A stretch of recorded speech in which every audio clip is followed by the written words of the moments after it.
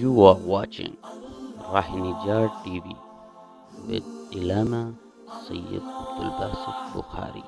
قال اللہ تعالی فی الکلام المجید والفرقان الحمید یا ایہا الناس انا خلقناکم من ذکر و انثی وجعلناکم شعوبا وقبائل لتعارفوا ان اکرمکم عند اللہ اتقاکم صدق اللہ مولانا العظیم ببرکتہ ان اللہ وملائکتہ یصلون علی النبی یا ایہا الذین آمنوا صلوا علیہ وسلموا تسلیما دروشی پڑھیں اللہم صلی علی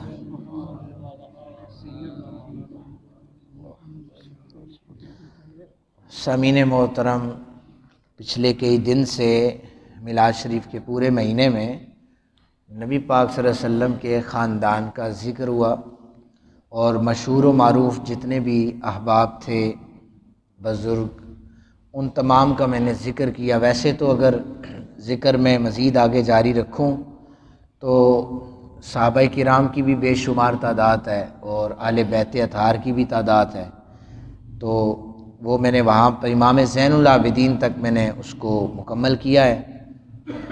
اب دوبارہ وہ چیزیں، ان میں بھی وہی چیزیں ہم نے بیان کی تھی جو ہماری زندگی میں ہم ان سے کچھ سیکھ سکیں، جن پر ہم عمل کر سکیں۔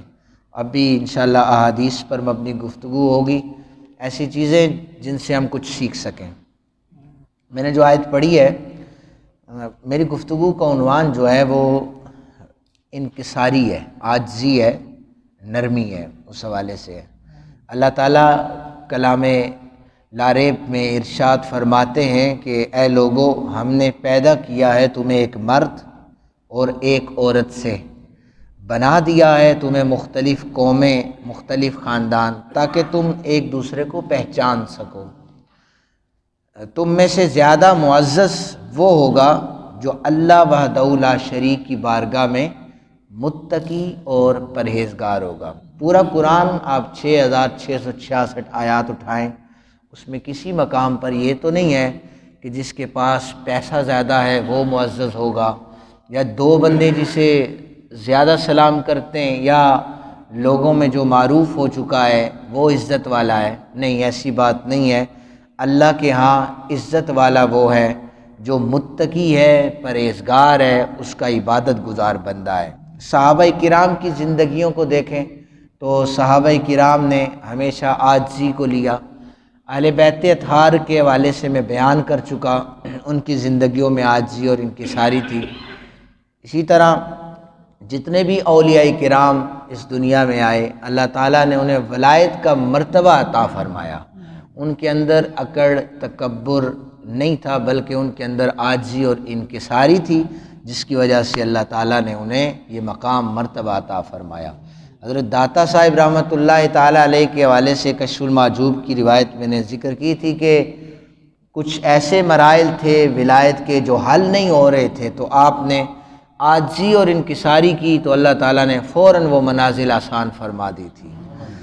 اسی طرح حضرت ایاز بن حمار رضی اللہ تعالیٰ عنہ حدیث پاک کے راوی ہیں، کہتے ہیں نبی پاک صلی اللہ علیہ وآلہ وسلم نے فرمایا، لوگو تواضع اختیار کرو، ایک شخص دوسرے کے سامنے فخر کرے، نہ ہی ایک دوسرے پر زیادتی کرے، تکبر نہیں کرنا، اور نہ ہی کسی اپنے مسلمان بھائی دوست پر زیادتی کرنی ہے۔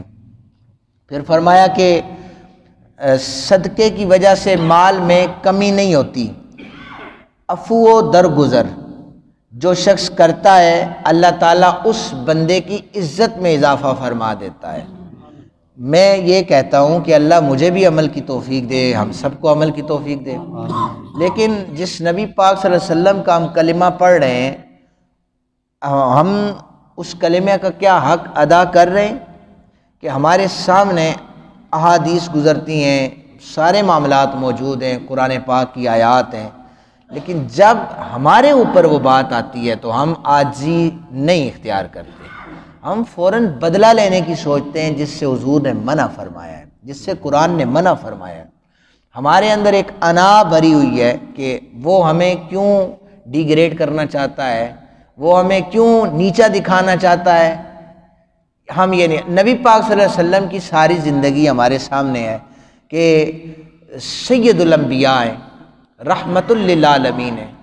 تو باندیوں کا دور دورہ تھا، اچانک کوئی نہ کوئی غریب سی باندی بھی حضور کا ہاتھ پکڑ کے نا مدینے میں جس طرف لے جاتی حضور اس کے ساتھ ساتھ چلا کرتے تھے۔ حضور یہ نہیں فرماتے تھے کہ میں تو سید الانبیاء ہوں تو مجھے مسجد نبوی میں آ کر ملو، ان کے وہ امت کو عاجزی کا درس دے رہے تھے۔ آقا کریم صلی اللہ علیہ وسلم کے صحابہ میں سے حضرت فاروق اعظم رضی اللہ تعالیٰ عنہ، آپ کے پاس تو ایک قبیلے والے آئے تھے، تو انہوں نے آ کر کسی سے پوچھا تھا کہ آپ کے بادشاہ سلامت کا محل کس جگہ پر ہے؟ تو انہوں نے کہا تھا ہمارے بادشاہ سلامت کا محل نہیں ہوا کرتا، یہ سامنے جو کچی سی دیواروں والی مسجد نبوی ہے، یہی ہماری کچہری بھی ہے، یہی ہمارا سپریم کورٹ بھی ہے، ہائی کورٹ بھی یہی ہے، یہیں سے ہمارے فیصلے کیے جاتے ہیں۔ اور ہمارے جو بادشاہ کا تم نام لے رہے ہو، بادشاہ کوئی نہیں، یہاں پر امیر المومنین ہے۔ کہا تمہارا امیر المومنین کہاں ملے گا؟ اس نے سوچا تخت لگا ہوگا، کسی بڑے مقام پر ہوگا۔ کہا ہمارے امیر المومنین تو جنگل میں بکریاں چرانے گئے ہوئے ہیں۔ وہ حیران اور پریشان ہو گیا کہ یہ نبی پاک صلی اللہ علیہ وسلم کی تعلیمات ہیں کہ وقت کا سپہ سالار امیر المومنین، آپ اسے صدر کہہ لیں، وزیر اعظم کہہ لیں، بکریاں چرانے کے لیے گئے ہوئے ہیں۔ آقا کریم صلی اللہ علیہ وسلم نے فرمایا میرے صحابہ، تم میں سے یاد رکھو کہ جتنے بھی انبیاء کرام گزرے ہیں، اللہ تعالیٰ نے جتنے بھی انبیاء کو مبعوث فرمایا ہے، سب نے بکریاں چرائی ہیں، سب نے بکریاں چرائی ہیں۔ اللہ تعالیٰ تو ان کے ایک اشارے سے کایا ہی پلٹ دیتا تھا، لیکن وہ بکریاں چلاتے۔ صحابہ کرام نے پوچھا آقا آپ نے بھی چرائی ہیں بکریاں؟ سب کے سردار تھے، اللہ کے لاڈلے پیغمبر تھے، اشارے پر جنت سے کھانا آ جاتا، اشارے پر یعنی ہاتھ بڑھایا تو جنت میں انگوروں کے خوشے میں پڑ گیا تھا۔ لیکن حضور نے فرمایا رب کعبہ کی قسم ہے، میں چند روپے کی وجہ سے مزدوری کیا کرتا تھا اور بکریاں چرایا کرتا تھا۔ جب آقا کریم صلی اللہ علیہ وسلم جوانی کے عالم میں تھے، کہتے ہیں میں یعنی معاوضہ لیتا تھا بکریاں چرانے کا، تو یہ بکریاں نبیوں نے بھی چرائی ہیں، نبی پاک صلی اللہ علیہ وسلم نے خود بھی چرائی ہیں۔ آقا کریم صلی اللہ علیہ وسلم نے فرمایا کہ اگر مجھے کسی جانور کے پائے یا ہاتھ کے گوشت کی دعوت دی جائے تو میں اس کی دعوت بھی قبول کروں گا، اگر جانور کے پائے یا ہاتھ کا گوشت کوئی ہدیہ بھیجے تو اسے بھی قبول کروں گا۔ اس حدیث سے مراد یہ ہے کہ ہمارے ہاں اگر کوئی دعوت دیتا ہے نا، تو اس معاشرے میں ہم سب سے پہلے یہ دیکھتے ہیں کہ اس کا لیول کتنا ہے، ہم اس لیول پر اسے رکھتے ہوئے اس کی دعوت قبول کرتے ہیں۔ اگر کوئی عام غریب بندہ کسی کو دعوت دے، ہم کہتے ہیں ٹھیک ہے، نہ گئے تو کل معذرت کر لیں گے۔ لیکن جو پیسے والا ہوتا ہے، جس کا اثر و رسوخ ہوتا ہے، ہم اس کی دعوت بڑے احسن انداز سے قبول کرتے ہیں اور اچھے انداز سے وہاں پر جاتے ہیں کہ یار دو بندے اور بھی آئے ہوں گے، ان سے ملاقات بھی ہم کریں گے۔ تو نبی پاک صلی اللہ علیہ وسلم نے فرمایا کہ اگر مجھے کوئی نارمل سی چیز بھی دے گا نا تو میں اس کی دعوت قبول کر لوں گا۔ اور ہم دعوت پر چلے جائیں تو پھر ہم یہ کہتے ہیں کہ اس نے فلاں یہ چیز پکائی تھی، 4 بندے ہم اس کے گھر گئے، اس نے تو اچھے طریقے سے ہماری خدمت ہی نہیں کی۔ بھائی اس نے آپ کو دعوت پہ بلایا ہے، آپ مسلمان ہیں، اللہ کے بندے، آپ نے کلمہ پڑھا ہے، تو نبی پاک صلی اللہ علیہ وسلم کی حدیث تو یہ ہے کہ آپ کو اگر ذرا سی نارمل سی چیز پر بھی کوئی بلائے تو قبول کریں۔ آپ تو باہر آ کر عیب نکال رہے ہیں، تو اللہ تعالیٰ عیب نکالنے والوں کو پسند نہیں فرماتا۔ اسی طرح صحابہ کرام کہتے ہیں کہ نبی پاک صلی اللہ علیہ وسلم کے پاس ایک اونٹنی تھی، ادبا اس کا نام تھا، وہ اتنی تیز تھی کہ کوئی اونٹ بھی عرب کا اس سے آگے نہیں ہو سکتا تھا۔ تو ایک عربی آیا، اسے نہیں پتا آگے نہیں ہو سکتا تھا، یہ مراد نہیں تھی کہ وہ ریس لگا، نہیں، ریس کے لیے نہیں، یعنی ہم صحابہ حضور کا اتنا ادب کرتے تھے کہ اونٹنی سے ہم آگے نہیں ہوتے تھے، پہلے نمبر پر رسول اللہ صلی اللہ علیہ وسلم کی اونٹنی ہوتی تھی، ہم سارے پیچھے رہتے۔ ایک عربی اسے نہیں پتا، اس نے اپنا اونٹ آگے کر لیا۔ صحابہ کہتے ہم نے کہا نبی پاک صلی اللہ علیہ وسلم کا اس نے خیال نہیں کیا، اونٹنی کو آگے کر دیا ہے۔ آقا کریم صلی اللہ علیہ وسلم فرمایا صحابہ خبردار، بے شک اونٹ آگے کر لے، اللہ تعالیٰ اس چیز کو پسند نہیں فرماتا، اللہ تعالیٰ عاجزی کرنے والے کو پسند فرماتا ہے۔ اللہ تعالیٰ سے دعا ہے اللہ تعالیٰ ہم سب کو عمل کرنے کی توفیق عطا فرمائے۔ وما علینا الا